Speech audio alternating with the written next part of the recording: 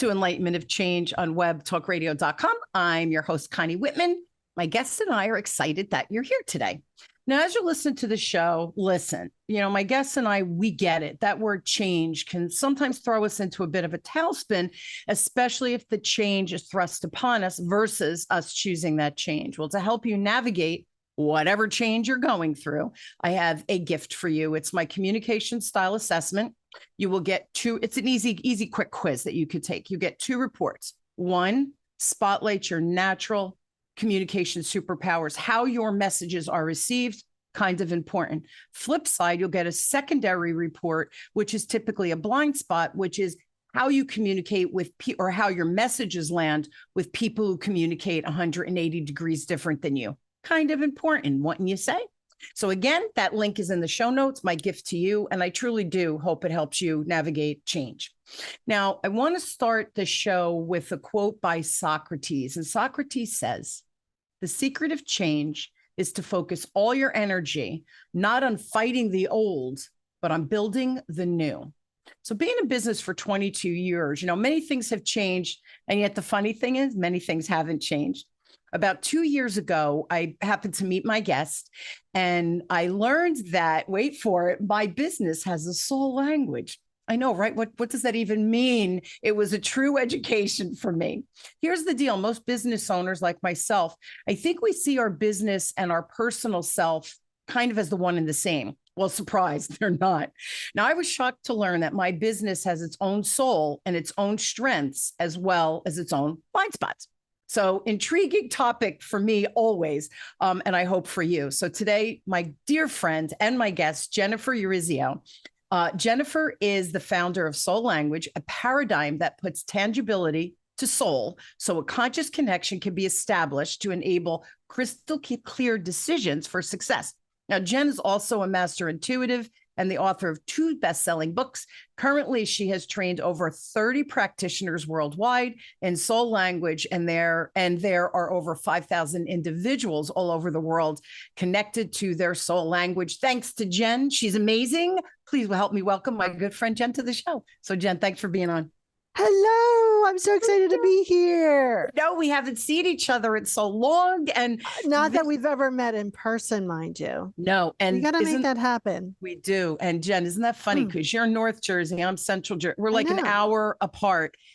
Life, right? So that's not an acceptable answer. No, we can meet for breakfast. We can. That's my favorite meal. And now that COVID is kind of, I'm going to use the word under control. Again, tongue in cheek with that. But we could certainly, we met during COVID. So now the opportunity is presenting. So yes, my friend, we have to meet. Yummy. All right. For everybody, Jen, you and I did a show. It's got to be 2 years ago now. And I will put that in the link so you guys can go back. We did a deep dive into the difference between a business and a personal soul language. But let's start for this show, give a little foundation on what do you mean by a business has a soul, and then we could branch from there. Yeah. So we call it a business in to do something bigger first for ourselves and then for others. That's really important because if you ask anyone they will go outside first about who they serve. But no, you call a business in to do something bigger for you and then for others. So it has its own energy. It has its own consciousness, which means it has its own agenda. It has its own skill set. And we do call in a business that is harmonious if we're conscious with our personal soul. But 9 out of 10 times that energy is much different. And it's much different because we need different energy in order to expand and to grow. And that's why a business has a soul. I love that. And right, when you say it like that, everybody's like, oh yeah, I get it. Right. That makes so much sense. But we're not taught to think of a business entity as having a soul, where we get our soul, right? Our soul goes to heaven when you die, whatever you believe religiously. So yeah, I love that. So let's talk about how can we start to harness the power of this business's soul, if you will, to create the trajectory of what we want our business to ultimately do or provide for us. Yeah. And I think this is really important, especially for small businesses and entrepreneurs, because they feel like they have to do everything themselves, right? It starts and ends on that. And most of those people don't have a board, right, to talk to, or a council to talk to. The first thing I always tell people is that your business is your counsel. And when you're asking a business question, if you want to just imagine that you're sitting knee to knee, eye to eye with that energy of the business, that's who you ask it to. And really understand that any resistance or any complications in your business, it's not your business's fault. It's your fault. No judgment, by the way, but it's what you're putting into that. So the first question I want everyone to ask is, are they putting resistance into their business? Are they in love with their business, or are they at war with it? Because if you're at war with it, you're actually not listening to the business, and you're creating friction across everything that you do for and with the business. Can you give an example? Because you work with clients all the time. So can you give some tangible examples that, I understand being at war. What's an example of one of your clients where they were at war, and how did they shift? Yeah. So I think when people are at war with their business, they don't even want to work on the business. They don't even want to talk to clients. They don't want to have a sales conversation. They are feeling really weighed down with everything they have to do for their business. So I worked with a client to really understand what, like, the real mission of the business rather than what she thought the mission was. And when she had this clarity about how to talk about the business, it felt lighter and it felt easier to make that sales conversation. She wasn't always sitting in the position, well, I don't know what to say about the business, or I don't know what to do. I don't know what I do in the business. It came really clear and really easily. And then people leaned in and went, oh, okay, so how can I hire you? When I was at war with my business and I was putting unworthiness into the business, I had this sales conversation. I was talking to a woman and I was saying to her, oh, well, you can hire this person, and you can hire this person, and you can hire this person. She goes, no, I don't think you understand. I want to hire you. I couldn't even see that she wanted to hire me. I was going to recommend her to all these people, right? So there's a lot of friction that goes on in business. And it's really I always tell people to put yourself in the observer chair, or imagine that your business is a movie on the screen. So you can take the pain, the emotion out of it. And from there, you can make new decisions.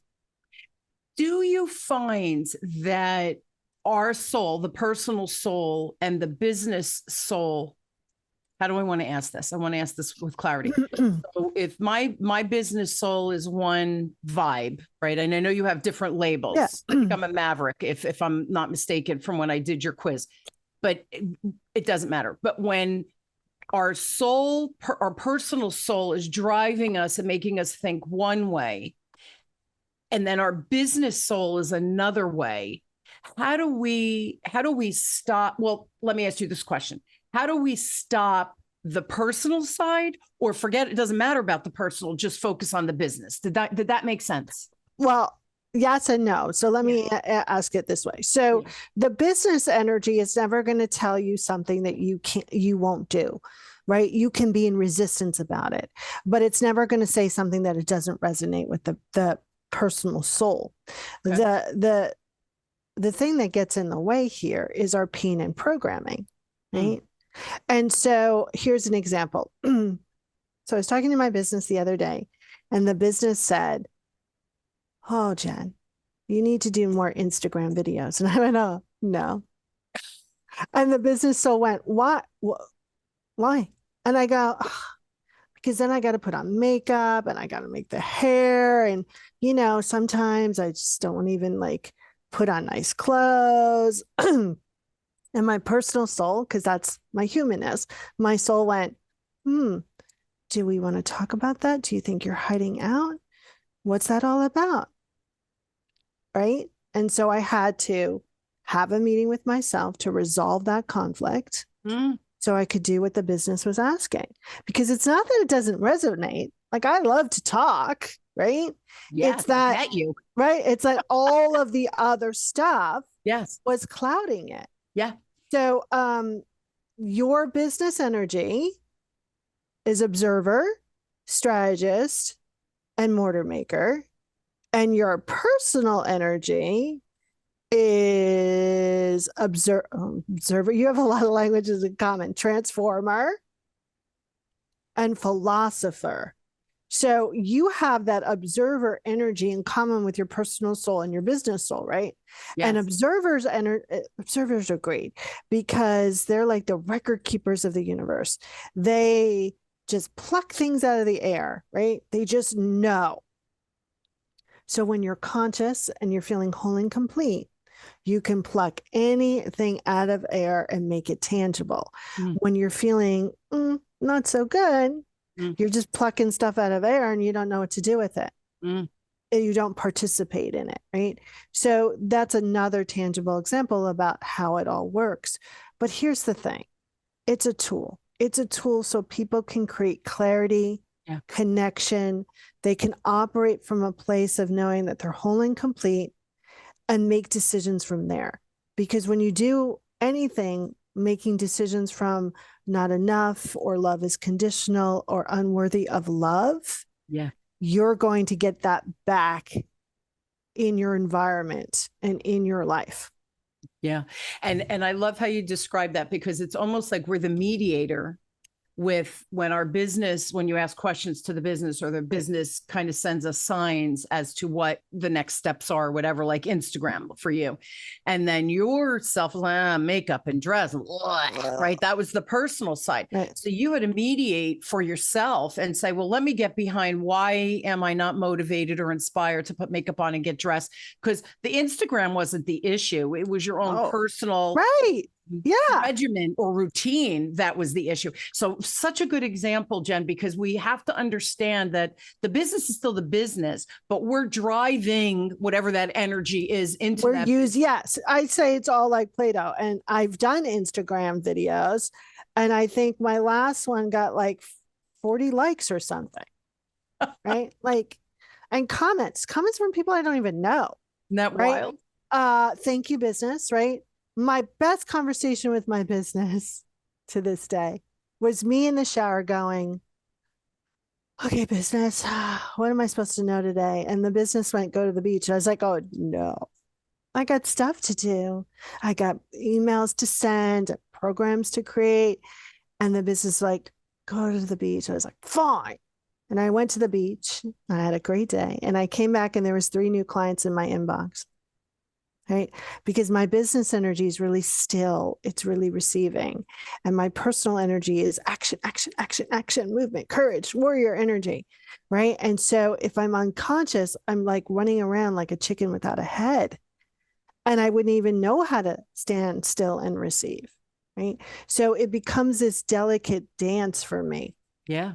For all of us, I think, because the personal impacts the business and the business impacts the personal. We still are at the core. We're the mediator. We're in the middle, right? Having to negotiate between the two realms of ourself, right? Because the business is still an entity from us, right? It's not us, but it is, right? That I'm good at sales. That's what my business is all about, because that's my zone of genius and that's my craft.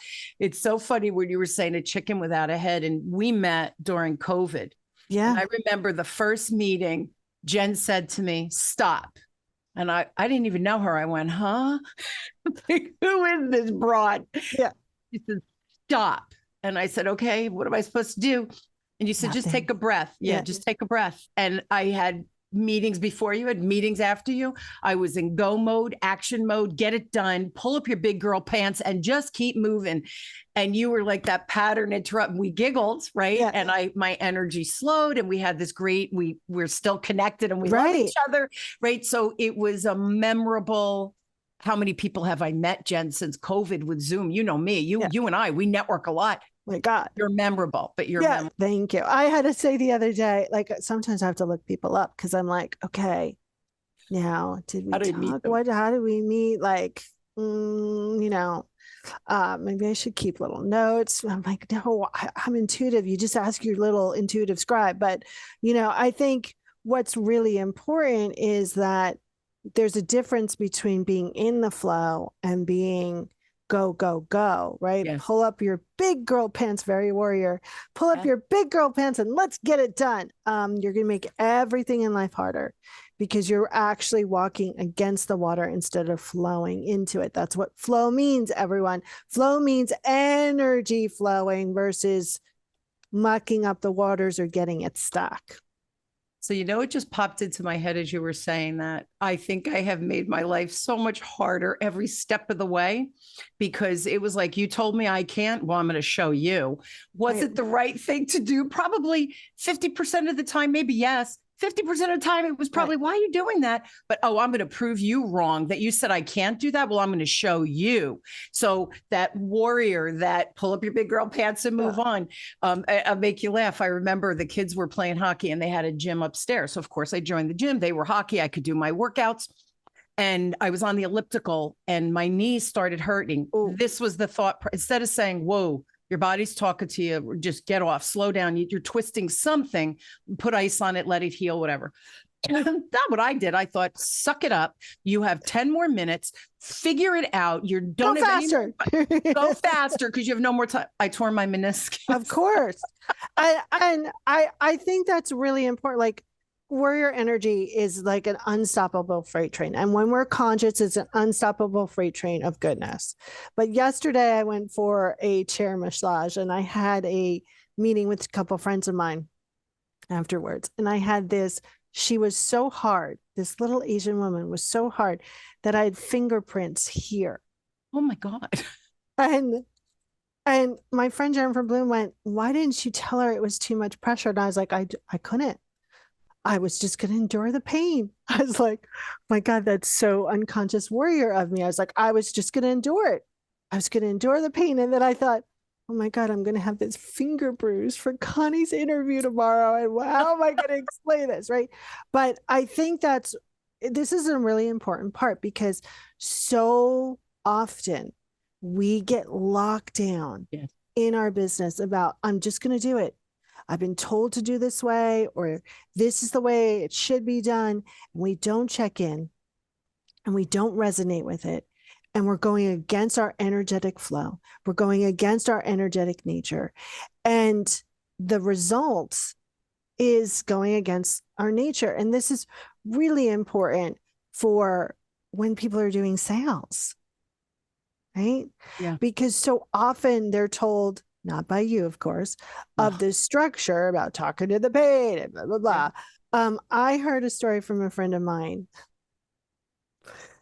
that I was like, whoa, how come I never heard this story? And it was someone we had experience with in different situations, right? So she said, I was talking to, and this was her coach. I was talking to my coach. This was like 20 years ago. And she said, I just want to help people heal. And the coach's response was, but then you won't have anyone to hire you. And I'm on a yoga ball and I almost fell off the yoga ball. I'm like, oh my God, that, and luckily she realized that was so anti her, right? But when we're in that sales conversation, we have to be true to our nature, because if we're not, people are going to pick up on it, whether they have the words or not.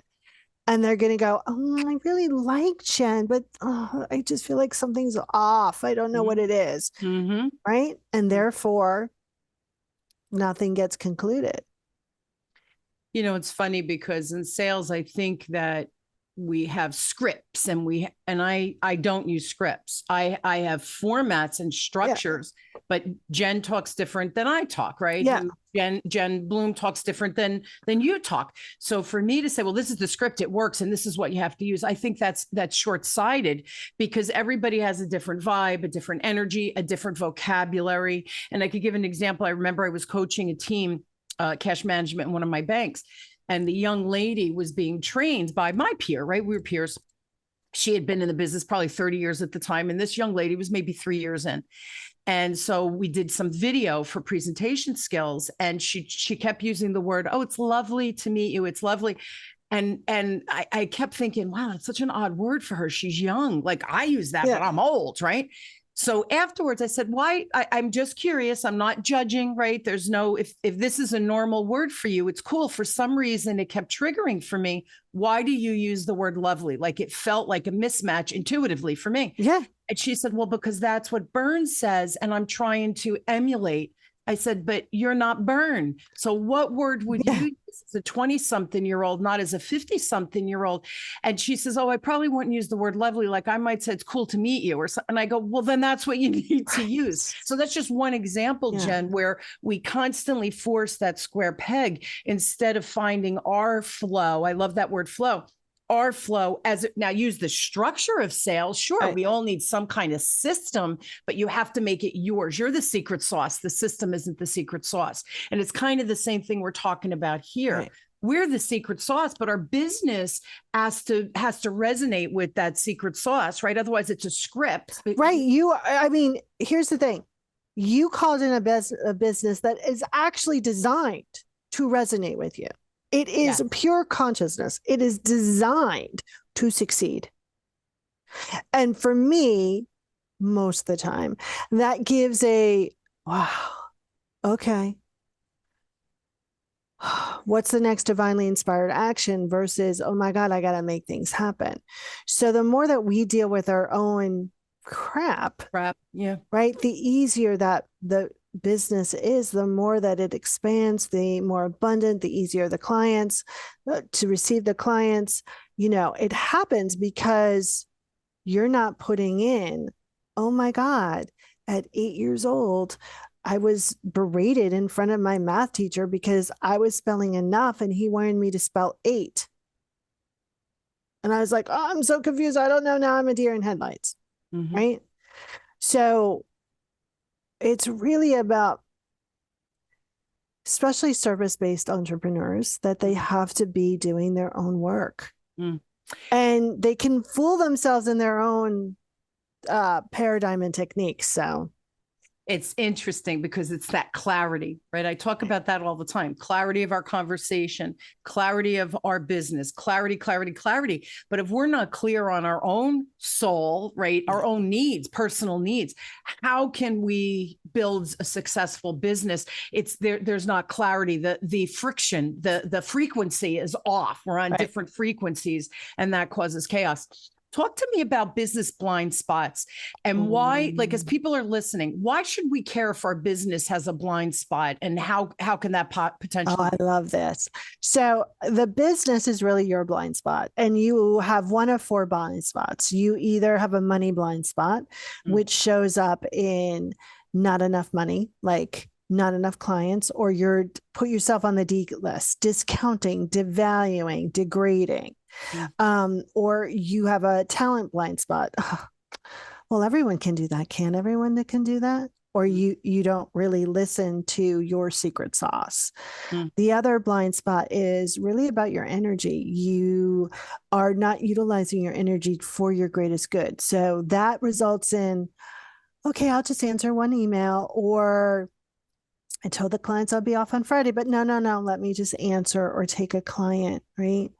And people will cross your energetic boundaries all the time. It also results in you feeling exhausted at the end of the day because you don't know what's yours and what someone else's. And then my favorite blind spot is war. You're making war with your business. So that means that you're angry with your business. You feel conflict with your business. You're not sure what you should do in your business. You're angry with your clients. You're frustrated. You don't know what to talk in your marketing. And the reason why you should care about your blind spots is because that's where the gold is. That's where expansion is. That's where energy is leaking out of your business. So think of your business for a moment as a beautiful vase, and your blind spot is a crack in the vase. So the water is going out. It might be going out slowly. It might be going out fast, but it's still not being contained in the vase. And so when you kind of deal with that blind spot, what that allows you to do is to receive more. It gives you more energy, more freedom, more peace, whatever, the blind spot is. So I love the blind spot. And it's important. So how do we know which blind spot we are? And can we be all 4? I have a quiz. You can't be all 4 with the quiz because that would be so confusing. Yes. But you can be a combination of 2 of them. So I'm just gonna put the link in the chat, everyone, and then Connie will put it in the show notes. I'll put it in the show notes. So this is the quiz for blind spot specific, correct? Yes. Okay, cool. Right. It literally takes you 5 minutes to do the quiz, and then you get a report right there in a tangible tool. And then I put you on a list, of course, where you'll get more tangible tools at my gift to you. Yeah. And what I love about the quiz is you'll know your blind spot, you'll have an awareness. And as soon as you have an awareness, things start to shift and change already. Yeah. And then you have a tangible tool to actually start, so that that blind spot starts to shrink. Because I'm a warrior, and if you can't implement it into your daily life, I don't see what the point is. And I'm very tangible, and I just want them to suffer less. So I want them to have an action that they can do and take away from right there and right then. And I know I've sent several people to you, right? My people and referred through the years. And I know you're still working with even some of them to this day on their business, right? Getting that combination of soul of self and soul of business. And they all, I'm thinking of one, Amanda Bedell, my bud over there. Shout out to our girlfriend out in the West Coast. Yeah, she's in the Pacific Northwest, and she came to Jersey and met us. But anyway, it's so cute. If I see her after she sees you, she's like, oh my God, right? All about what Jen and this, and did you know? And I had this blind spot. And I giggle because there's such transformation. So here's the thing. And you know me, Jen, and I say this at the end of the show, because I'm going to say it at the end of the show. Everyone listening, too bad you're going to hear me say it again. But I say information's a beautiful thing, but if you do nothing with it, it's just information. Right. So like you, my warrior princess side over here too. I like queen warrior. But I am like you, like, please take a tangible tool, apply it, and start to see what the magic that can happen if you allow it. But you have to do something differently, not just listen to the show and then go on with your day and don't change anything. Right. And it was funny. I was training this week with one of my clients, and one of the students, one of the employees said to me, what was I saying, Jen? Oh my God, this is a senior moment. Putting into action, transformation. So she said, I love how you give us all these examples. And at the end of every class, because you get 10 action items. You can't do 10 action items. No. You're human. You're going to fail. And you shouldn't be doing 10. Should not. So, but they have me for that day. I want to give them as much information. Now they have a resource. They could come back and plan out how they're going to execute those 10 action steps. So, but at the end of every training, I always say, I go around and I say one thing, you learned a lot. I'm happy. Yay, I did my job. One thing that you can apply immediately today. Yeah. And then what can you send me, or who can you send to hold yourself accountable to execute that one thing? So again, everybody here's the one thing. Perhaps there's many that we're going to talk about. We still have more time in the show. Take the quiz, identify your blind spots, get those emails. And now you have a trajectory or a plan that you can start to execute to avoid those blind spots or correct those blind spots. Yeah. Right? And here's the thing. I think, especially if you have warrior nature, you want to do it all, right? Yes, we do. Right. And that you want to create transcendence, not just transformation. And transcendence it's embodied. Right. And so if you change one thing, all these other things change without having to actually focus on it. Yeah. And, I think when people when people start and create a business, it's much different being in the business after 7 years or 10 years or 5 years, right? And we need to pause and we need to reevaluate and really ask, okay, what do we need? What have we been putting into the business that's not sustainable? What can we put into the business that is sustainable? And where are we not really listening to our gut, our intuition, our knowing? And how can that change for us? Because so often people will do business by jury. They go over here and they go over here and they go over here. And at the end, they're like, I don't know what decision to make. I'm confused. That's right. But like you said earlier, clarity is key. in everything we do. Yeah. So interesting, as you were saying that, Jen, when COVID hit, right? I had done everything live. My clients were live. I spoke live. I networked live. Everything was live. Everything stopped in a day. No income coming in, right? My husband lost a job. So what do? Warrior, man, I'm going to figure this out. I am going to pull my big girl pants up and I'm going to move forward. I'm going to figure it out. I'm going to learn. I'm going to take all these classes online and I'm going to network and the right thing will find me. I was living in chaos. And I remember I was working 12-hour days, 7 days a week during COVID. Everybody else was watching Netflix and cleaning their cupboards. And I was in my office working like a dog. And my husband finally would come down and shut my computer. And I go, I still bored. He goes, you need to stop. Like, you're a maniac. You need to stop. And I kept saying, but I got to figure it out. And then this is the point of the story. I actually hired a business coach, right? Who the 4 things, I had 4 authorities out there, book, programs, live, speaking, all this other stuff.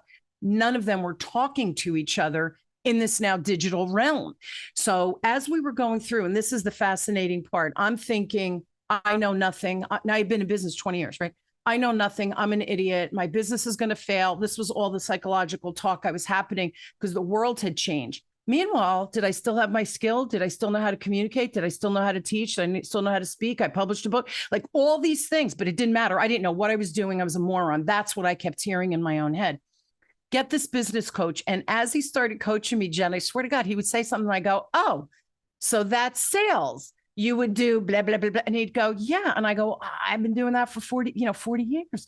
And he's like, yeah, it's just digital now. And I kept having these moments of, oh, so what I was doing, I have to keep doing it. I'm just doing it digitally now. Why that was so hard for me to see, right? That's why we do need to hire outside coaches, because I was so into the weeds and in the minutia, I couldn't see my way out. I was in total darkness and I couldn't find the light. So this is what we're talking about. It's having that voice of reason. Your zone of genius is the soul language of self, the soul language of business. Identify both. And now you have true tangible tools to position and make both successful. And then the last thing, we're out of time, but I do want to comment. If I understand my soul language, even if I don't have a business, because I have a lot of corporate people, my people are in corporate. Can they utilize this with their career as well, the job they're doing? It doesn't have to be quote unquote business, correct?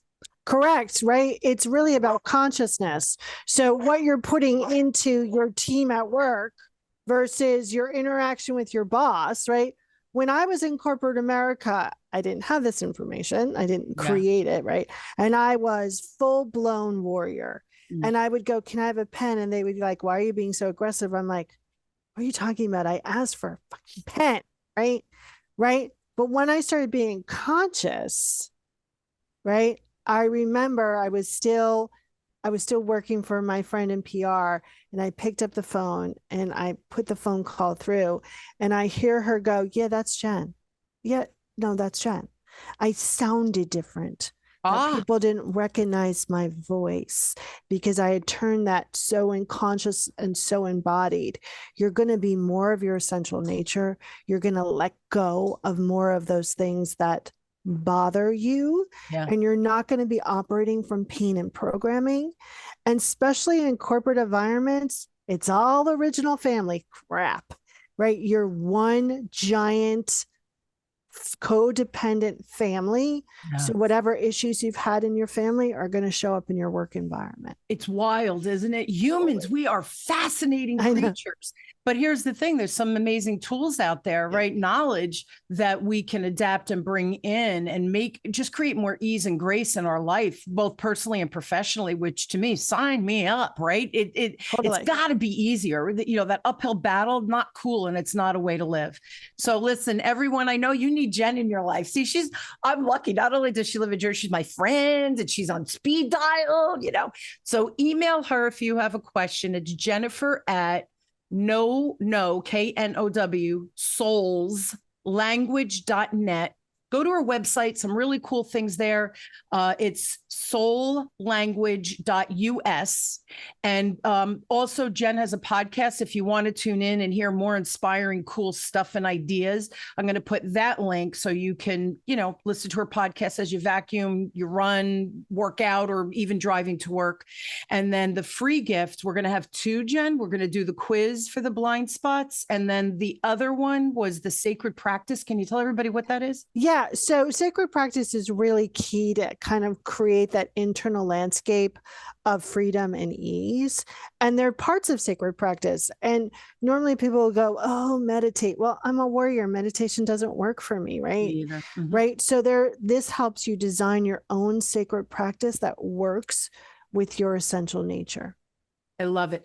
And the blind spot, we got to know what the blind spot is on the business side, guys. So the two tools really will help you start to migrate, or navigate is a better word.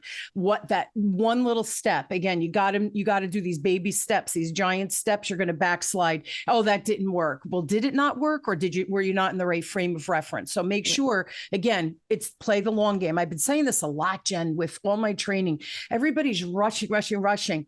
Play the long game. Sounds really, like a new book, Connie. I know. I swear to God, I'm thinking. But if we take that one baby step, get really good at it, then that next baby step becomes a little bit bigger, right? And now it's a regular step. Before you know it, we're taking giant steps forward. But it's got to start with the baby step. Think long game. Don't think, I'm failing today. Okay, what one action can you take to start to unfail, whatever that means to you, or get unstuck, right? Whatever that is. My friend, I love you. Thank you for sharing and being so generous with my listeners. I really do appreciate that. And I know they appreciate the gifts as well. Always inspired by you and everything you teach. So thank you again. Also, Jen has a newsletter. You want to read that as well. Good snips, insights, edition with the podcast. So a lot of information being shared. Pick one thing. That's the objective here. Pick one thing. I would take the two quizzes just to more fully understand the conversation in tangible written terms. And then you can choose, hey, what's that first step I need to take? So take both quizzes. That's a good action after the show. Jen, I love you. Thank you for being on. Always.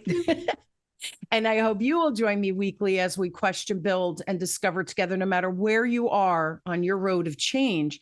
I truly hope that my guests and I, and the topics we share and the tools we provide, inspire you to make those changes necessary. And no matter where the change originated from, again, it could be your choice, or it could have been a death, loss of job, whatever, right? Change thrust upon us.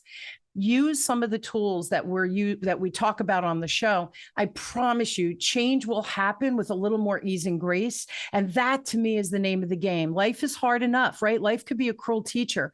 But if we can do our part to make it not so cruel from a learning perspective, why aren't we doing it? So sign up, do your work. I promise you, change can be fun and a full-on adventure if you allow it to be.